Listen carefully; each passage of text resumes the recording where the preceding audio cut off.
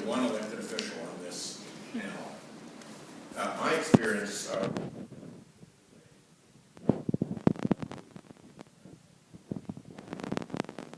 it affects, it almost never comes up.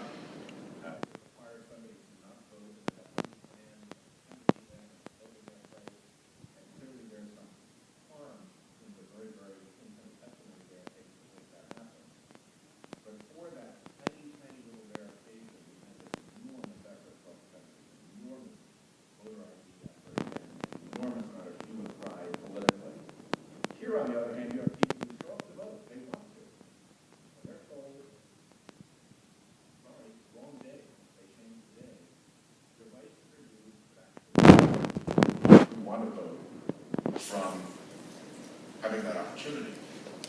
And when you weigh the two of them side by side, it strikes me that the level of concern relative to the rarity of somebody actually having their vote taken away by a fraudulent person coming in and trying to pretend to be that, compared to the kind of wholesale discriminatory election practices that disenfranchise perhaps dozens, hundreds, thousands of people, and the court didn't seem to be as concerned about that aspect of it. In your electoral experience, how would you balance the risk to the electoral process of voter fraud versus disenfranchisement through laws designed to manipulate and deter voting? I have trouble saying disenfranchisement too, so I'm Thank you. so that you're doing this here. And actually, you're correct. And to echo Senator Durham's earlier comments regarding voter fraud, how very little is often found in that, and that is certainly the case. What we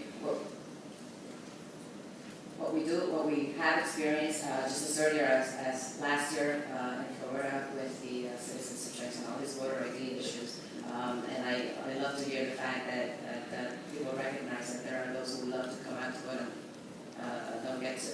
Voter fraud, it's not as significant an issue as the larger picture. And here's the deal with the decision having been passed. It's already a done deal. Congress now has an incredible opportunity to review what the coverage formula should be. And I've given you examples briefly in my testimony and many others in my written testimony of how we are personally on the ground as local electeds dealing with our voters in our states. I'm very scared as an elected official for my constituents and the millions of folks in Florida and the millions of residents in the United States, and I'll tell you why. The discriminatory practices of the 1960s, which gave birth to the Voting Rights Act, have gotten what I call my 3 S's. They've gotten extremely sneaky, extremely sophisticated, and extremely smarter.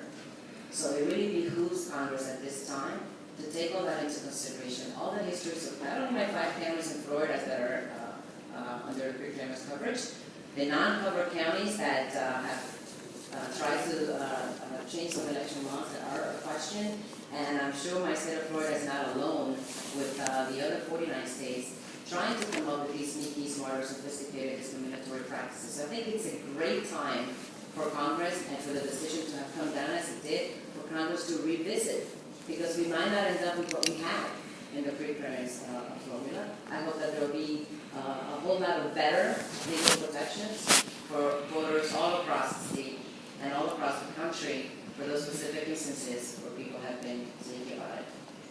Thank you. While Senator Grassley is settling in, let me ask one more question. Senator Cruz asked